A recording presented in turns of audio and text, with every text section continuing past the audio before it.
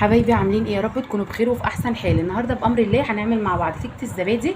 كيكه سهله جدا وبسيطه وخفيفه وهشه ومكوناتها اقتصاديه جدا، وانا متاكده انها متوفره في كل بيت. يلا نسمي الله ونصلي على الرسول ونشوف هنعمل ايه. اول حاجه معايا طبق او بوله كده هنزل فيها بالدقيق بتاعي. هنزل ب3 كوبايات من الدقيق. طبعا هبتدي ان انا انخل الدقيق كده بالشكل ده. طبعا بيعمل طراوه للكيك زي ما اتعودنا كده مع بعض، وعشان لو في اي تكتلات كده في الدقيق تنزل معايا. خلاص كده انا خلطت ال3 كوبايات دقيق بالشكل ده.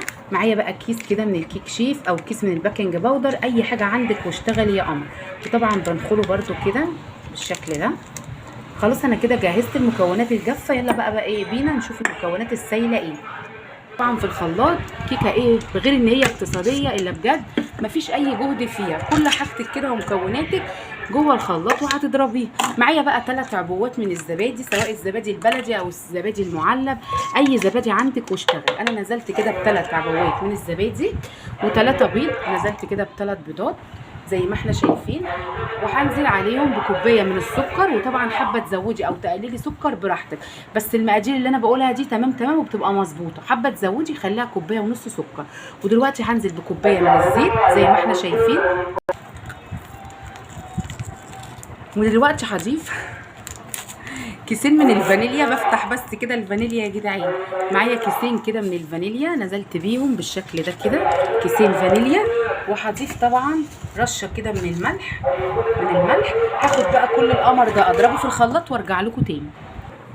ضربت المكونات بتاعتي. بصي بقى كده بقت فاتحه كده وجميله. انا ده المطلوب كده ان هي تبقى فاتحه.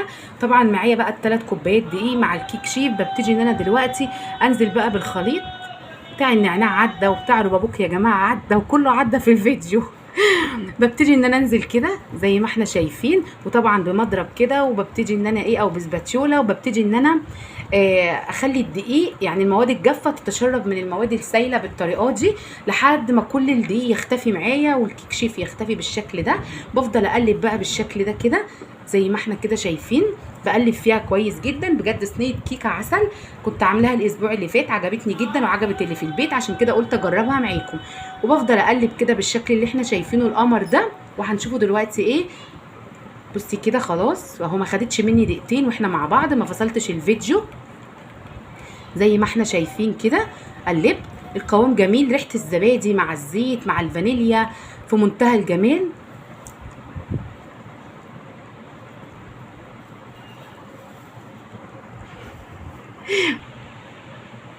عندي بقى صينيه الومنيوم اديتها دهنه كده من الزيت على او ممكن سمنه زبده اللي تحبيه على شويه من الدقيق. وهبتدي انزل بالخليط زي ما احنا شايفين. بصي بقى الجمال، خليط الكيكه في منتهى الروعه بجد، لازم تجربيها هتعجبك جدا.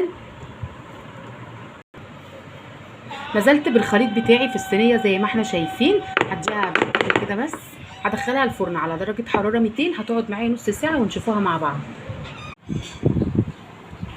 وده شكل صينيه الكيكه بعد ما قعدت معايا نص ساعه. بصي بقى يا جماله يا جماله، بجد في منتهى الجمال. الريحه كانت ماليه الشقه وحلوه جدا بجد. جربيها هتعجبك. اديها بقى رشه كده من جوز الهند. يا سلام يا سلام يا سلام. بصي بقى الجمال. هديها كده بقى رشه للناس اللي هم بيحبوا جوز الهند. بصي جمال الصينيه، بصي اللون، بصي الطعامه، بصي قد ايه ان هي اقتصاديه. واديتها كده رشه من جوز الهند. بصي بقى جمال كده صينيه الكيكه. بصي عشان انا بحب جوز الهند قوي فبتوصى بنفسي. يلا نقطعها بقى كده مع بعض ونشوف.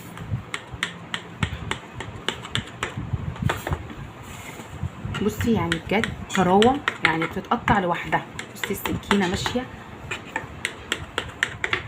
نطلع بقى قطعه كده ونشوف الجمال. بصي جمال الكيكه، بصي الجمال، بصي الكيكه وارتفاعها. بصي تبارك الله. بصي طريه وجميله جدا. بصي ارتفاعها، بصي لونها جميل جدا. بصي طالعه قطعه بقطعتها. بصي الكيكه لما بتبقى فاتحه كده بتبقى حلوه جدا. بصي ارتفاعها طريه بجد عسل. لازم ان انت تجربيها. الزبادي مش مكلفه، الدقيق برده مش مكلف. اعمليها فرحي كده اولادك بيها. بصي بصي كده، بصي ارتفاع الكيكه بجد جميله. لازم ان انت تجربيها. بحبكم في الله. ما تنسونيش بقى في اللايك والاشتراك. استودعكم الله الذي لا تضيع ودائعه في حفظ الرحمن حبايب قلبي.